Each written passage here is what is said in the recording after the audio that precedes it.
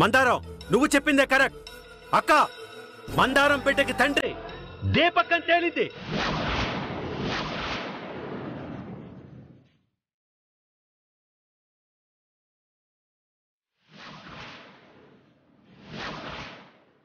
వీడి మనల్ని మోసం చేశాడక్క.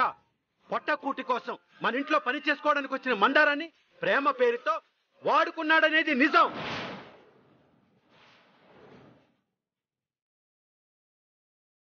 కడుపు నింపుకోవడానికి వచ్చిన మందారాన్ని తల్లిని చేయడమే కాకుండా మందారాన్ని తన కడుపులో ఉన్న బిడ్డని అంతం చేయడానికి చూశాడన్నది నిజం.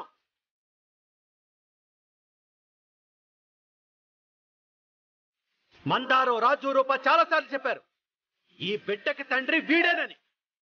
కానీ వీడు ఒప్పుకోకుండా నిజాన్ని అబద్ధంగా చిత్రీకరించి ఒక ఆడబిడ్డని అష్ట కష్టాలు పడేలా చేశాడు. ఇలాంటి వాడిని క్షమించి వదిలేస్తే చాలా ప్రమాదం అక్క.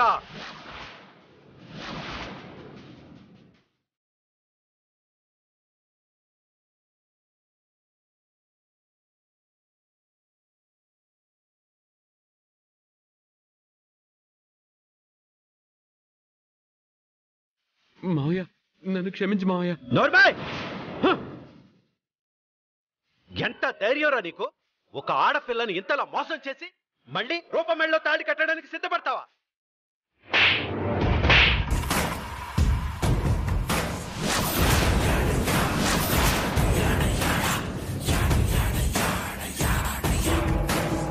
రాజు, రూపాన్ని గురించి ఎంత చెప్పినా వాళ్ళని నమ్మకుండా మా అక్క వాళ్ళ నిన్ను నమ్మి రూపని నీకిచ్చి పెళ్లి చేయడానికి నేను ఒప్పుకున్నాను. సమయానికి రాజు వేసిన ప్లాన్ వల్ల మందారానికి న్యాయం జరిగింది, రూపకు అన్యాయం జరగకుండా బయటపడింది. మావయ్య, నన్ను క్షమించండి మావయ్య. పనమ్మాయితో ఇలా చేశానని బయట అందరికీ తెలిస్తే మన ఫ్యామిలీ పరువు పోతుందని అబద్ధం ఆడాను. అన్నయ్య, వీడిని క్షమించకండి. వీడు చేసింది తప్పు కాదు, మహాపాపం. వీడు చేసిన పాపాల వల్లే అక్కయ్యకి పక్షవాతం వచ్చింది.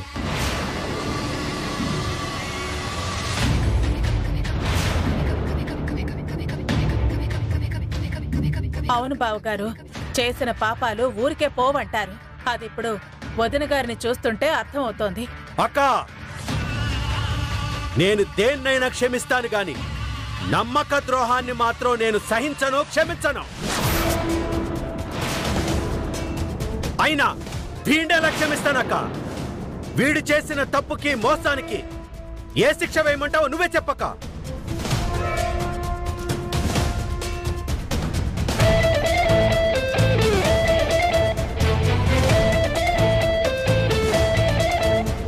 వీడికి తల్లిగా కాదు, ఒక ఆడబిడ్డకు జరిగిన అన్యాయానికి తరపున నిలబడే ఒక అమ్మగా చెప్పు. వీడు ఎన్ని చేసినా అన్ని కడుపులో దాచుకొని నీకు సేవలు చేస్తున్న మందారం వైపు చూసి చెప్పు.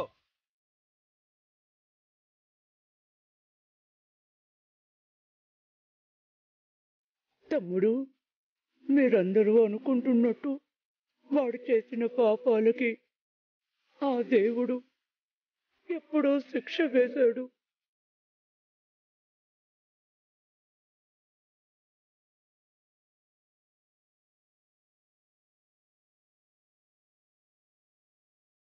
ఇంతకంటే శిక్ష ఏముంది తమ్ముడు? వీడు చేసిన తప్పుకి నువ్వు శిక్ష అనుభవించడం ఏంటక్క? వాడు కదా అనుభవించాలి. తమ్ముడు, తమ్ముడు, అంత మాట అనుకో. వీళ్ళు తప్పు చేస్తే ఆ తప్పులో తల్లిదండ్రుల పాత్ర కూడా ఉంటుంది కదా. వీడు తప్పు చేశాడంటే నేను నవ్వలేదు, ఇప్పుడు నవ్వక తప్పడం లేదు.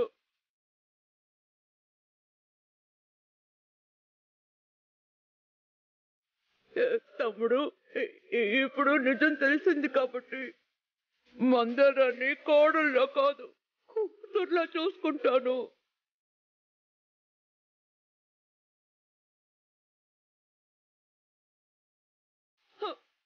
నీకు నేను మాటిస్తున్నాను తమ్ముడు, నన్ను నమ్ము. మావయ్య, నేను మందారాన్ని భార్యగా స్వీకరిస్తాను మావయ్య. ఈ బిడ్డకి నేనే తండ్రి, నన్ను ఒప్పుకుంటాను మావయ్య. వీళ్ళిద్దరినీ చూసుకుంటాను మావయ్య.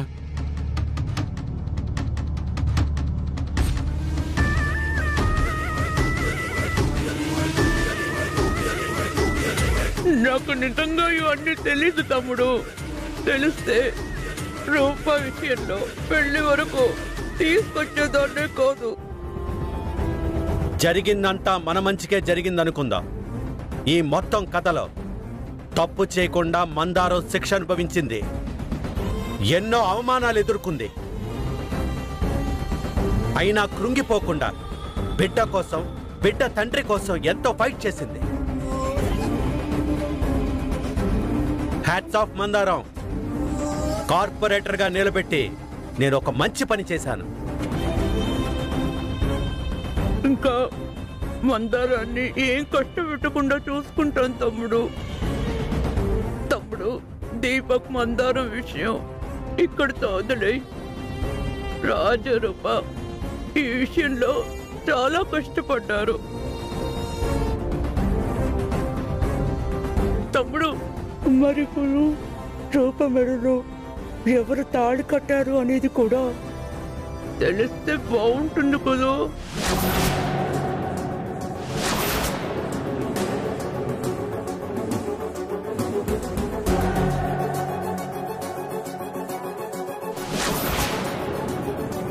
ఆ విషయం కూడా తొందరలోనే తేలుస్తానక్క. నా కూతురు పెళ్లి మండపంలోనే ఆగిపోయింది. 10 మందిలో ఈ ఇంటి పరువు పోయింది. సీఎం గారి దగ్గర నాకున్న గౌరవం కూడా పోయింది. వాడెవడో కాని నా గురించి తెలియక చాలా పెద్ద తప్పు చేశాడో తెలుసుకుంటాను. గౌతమ్ అదే పనిలో ఉన్నాడు, రాజు అదే పనిలో ఉన్నాడు. వాడెవడో తెలిస్తే వాడికి నేనేంటో చూపిస్తానక్క.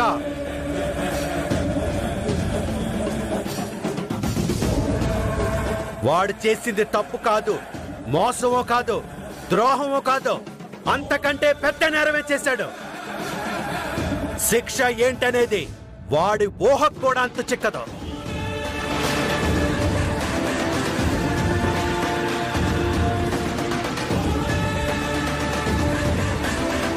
నాన్న ఈ విషయాన్ని అంత తేలిగ్గా వదిలేలా లేరు. నా మెళ్ళో తాళి కట్టింది రాజు అని తెలిస్తే మాత్రం నాన్న ఎలా రియాక్ట్ అవుతారో అర్థం కావడం లేదు. మందారం విషయంలో తప్పు చేసిన దీపక్ బావనే బయటికి గెంటేయడానికి ఆలోచించలేదు. అలాంటిది కన్న కూతురు విషయంలో తనెంతో నమ్మిన రాజు ఇలా చేశాడంటే తట్టుకోగలరా? ఈ విషయం ఎప్పటికీ నాన్నకు తెలియనివ్వకూడదు. రాజు దూరంగా ఉంటే నేను తట్టుకోలేను. పెద్దయ్య గారు నా విషయంలో ఎలా రియాక్ట్ అవుతారో అని అమ్మాయి గారు భయపడుతుంటారు. నాకు కూడా భయంగానే ఉంది. ఆయన పెట్టుకున్న నమ్మకాన్ని వమ్ము చేశాను. కానీ నేను చేసిన పనిని అర్థం చేసుకుంటే నేను ఎందుకు ఇలా చేశానో కూడా అర్థం చేసుకుంటారు. ఆ టైం వచ్చే వరకు ఈ నిజం మా ప్రేమలాగే మా మనసుల్లోనే ఉండాలి. దేవుడా, రాజు రూపాల బంధాన్ని విడదీయకుండా, రాజు బావగారి గురుశిక్షల బంధం విడిపోకుండా నువ్వే కాపాడాలి స్వామి.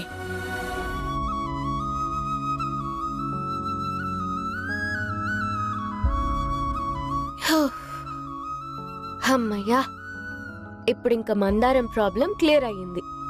సంతోషం. కానీ నా మెడలో తాళి కట్టిన వాణ్ణి అంత ఈజీగా వదిలిపెట్టను అంటున్నారు. మనం ఈ ప్రాబ్లం నుండి ఎలా బయటపడతామో ఏమో రాజు. రాజు, ఎన్ని ప్రాబ్లమ్స్ వచ్చినా నన్ను ముందులాగా వదిలిపెట్టొద్దు.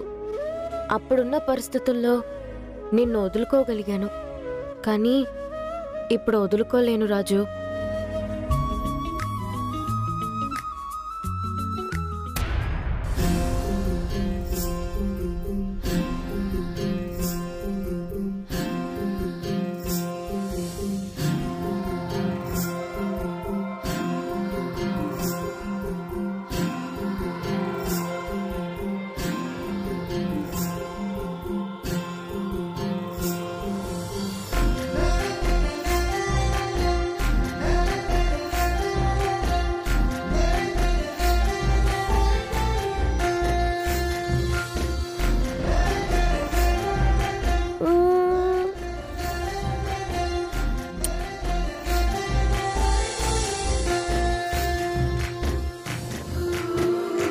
ఏం చేస్తున్నారు అమ్మాయి గారు? ఏం లేదు రాజు, నీ గురించి ఆలోచిస్తున్నా. ఏం ఆలోచిస్తున్నారు అమ్మాయి గారు? అదే రాజు, నా మెళ్ళో తాళి కట్టిన విషయం నాన్న అంత తేలిగ్గా తీసుకునేలా లేరు. గౌతమ్ కూడా వదిలిపెట్టేలా లేడు. వాళ్ళ నుండి ఎలా తప్పించుకుంటావో, నన్ను నీ భార్యగా అందరి ముందు ఎప్పుడు స్వీకరిస్తావో అని ఆలోచిస్తున్నాను. మరీ అంత ఎక్కువగా ఆలోచించకండి అమ్మాయి గారు. కూల్గా ఉండండి, అంతా మంచి జరుగుతుంది. నాన్న మాటలు విన్నాక కూల్గా ఎలా ఉండాలి రాజు?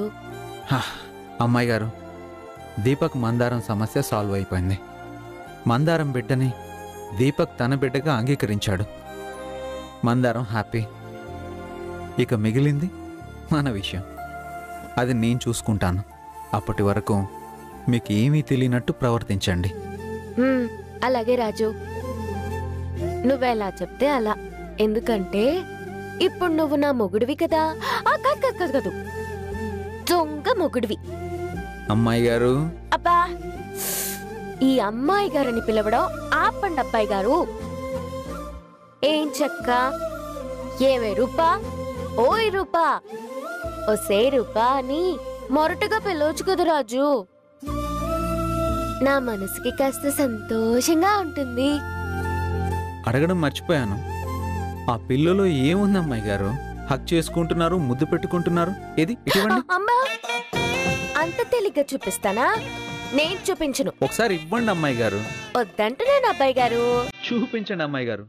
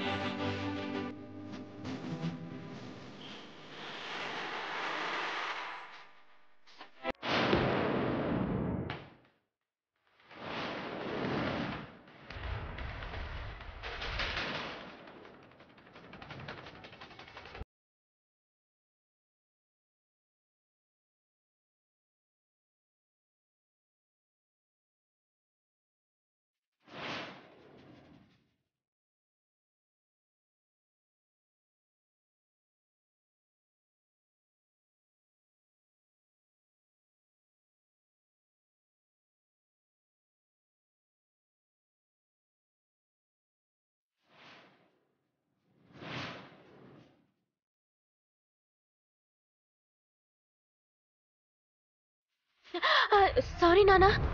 ఏమైందమ్మా? అది అది సడన్ గా బల్లి భుజం మీద పడింది నాన్న. ఆ కంగారులో విసిరేశాను. అయ్యో, ఈజ్ ఎవ్రీథింగ్ ఓకే? నాన్న. చూడమ్మా రూపా, దీపక్ మందారం విషయంలో నువ్వు రాజు పట్టు వదలకుండా న్యాయాన్ని గెలిపించారు. అలాగే నీ విషయంలో కూడా ఆ తాళి కట్టిన యదవని శిక్షించి నీకొక దారి చూపించి న్యాయం చేస్తానమ్మా. నమస్కారం సూర్యప్రతాప్ గారు. ఓ నమస్కారం అండి.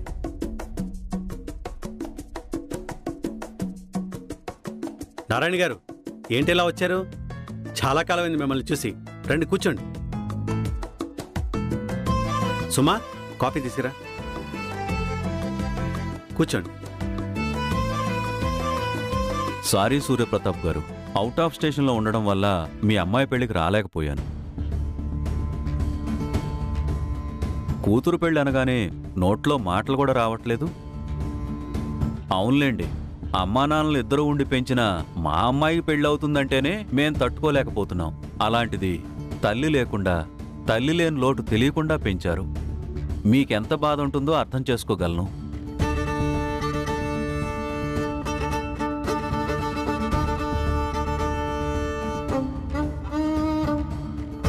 అన్నట్టు మా రెండో అమ్మాయి శ్వేతకు పెళ్లి కుదిరింది. వచ్చే శుక్రవారమే పెళ్లి. మీరందరూ తప్పకుండా రావాలి.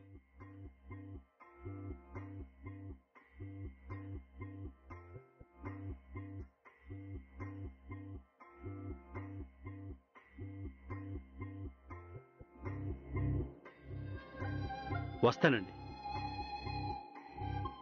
ఓ, అమ్మాయి ఇక్కడే ఉందా? ఏమ్మా రూపా, మ్యారేజ్ లైఫ్ ఎలా ఉంది?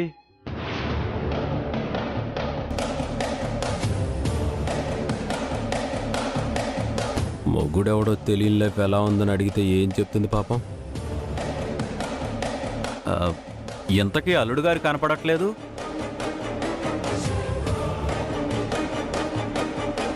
అల్లుడు గారు ఎవరో తెలిస్తేనే కదా. ఓహో, పని మీద బయటికి వెళ్ళినట్టున్నారు. సరే సూర్యప్రతాప్ గారు, నేను బయలుదేరతాను. మంచిదండి. గౌతమ్ బాబు, 100 ఏళ్ళు మీకు. ఇప్పుడే మీ గురించి అడుగుతున్నాను, మాటల్లోనే వచ్చారు.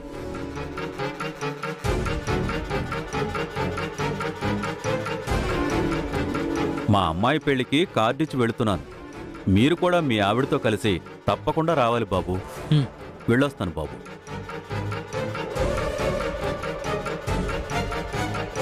చూశారు అంకుల్, ఇంకా చాలా మంది మా పెళ్లి జరిగిందని అనుకుంటున్నారు.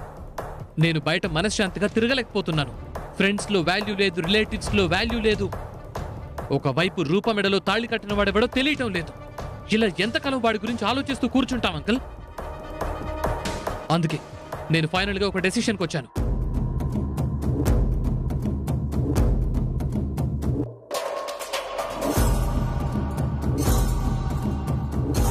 అంకుల్, ఎవడు కట్టాడో తెలియని తాళికి మనం ఇంత ఇంపార్టెన్స్ ఇస్తున్నాం. ఈ విషయం బయట అందరికీ తెలిస్తే ప్రతి అమ్మాయికి ఇలానే ఎవడొకడు ముసుగులో తాళి కట్టేసి వాళ్ళ జీవితంతో ఆడుకుంటాడు కదా. అందుకే ఆ తాళిని ఒక వేస్ట్ తాడుగా భావించి ఆ తాడు తొలగించి నేను తాళి కడతాను అంకుల్.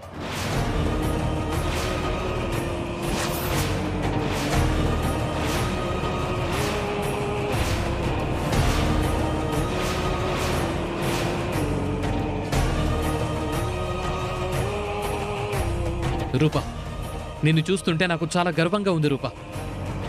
నీలాంటి అమ్మాయి దొరకడం నా అదృష్టంగా ఫీల్ అవుతున్నాను.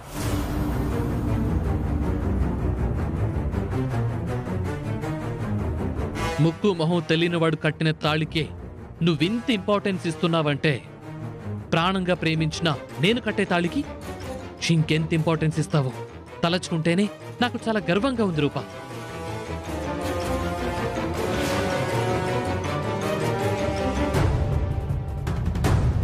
ఇంకా ఆలస్యం ఎందుకు రూపా?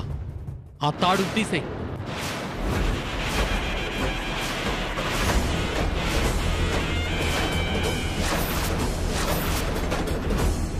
గౌతమ్,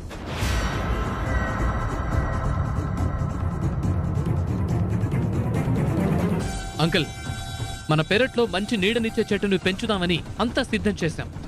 ఆ ప్లేస్లో చెట్టును నాటే సమయానికి ఒక పనికి మాలిన మొక్క మొలిచింది. దాన్ని ఉంచుకోం కదా అంకుల్, పీకి పడేస్తాం కదా. ఇది కూడా అలాంటిది.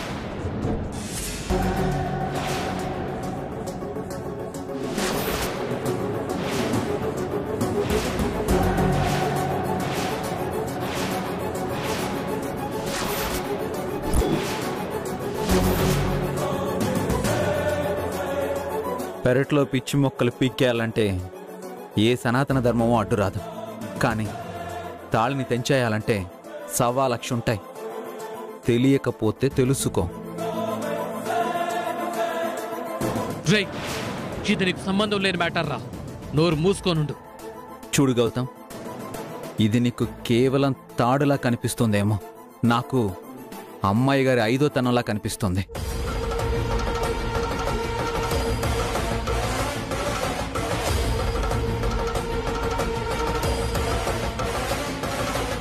మనం ఇప్పుడు ఏం చేసినా ఆవేశంతో కాదు, ఆలోచనతో చేయాలి. వీడింత ఓవర్ యాక్షన్ చేస్తున్నాడంటే ఈ తాళి వీడి కట్టింది అయి ఉంటుంది. కానీ అలా అనడానికి ఆధారాలేం లేవు. గౌతమ్, రాజు చెప్పింది ముమ్మాటికి నిజం. ఆవేశంలో ఏం చేసినా నాశనం అయ్యేది రూప జీవితం. అది కాదంకుల్. నువ్వేం చెప్పకింకా.